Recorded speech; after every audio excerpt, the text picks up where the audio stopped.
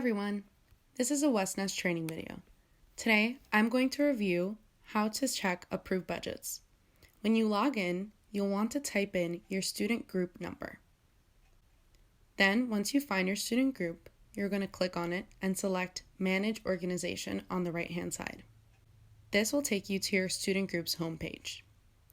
You want to click on the left menu and then select Finance.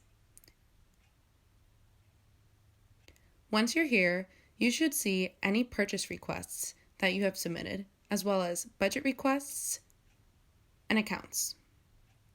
You'll want to click on Budget Requests.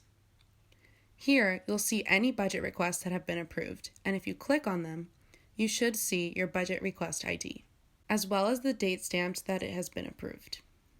This is the budget request ID number that you will need in order to fill out FRF forms as well as contract request forms.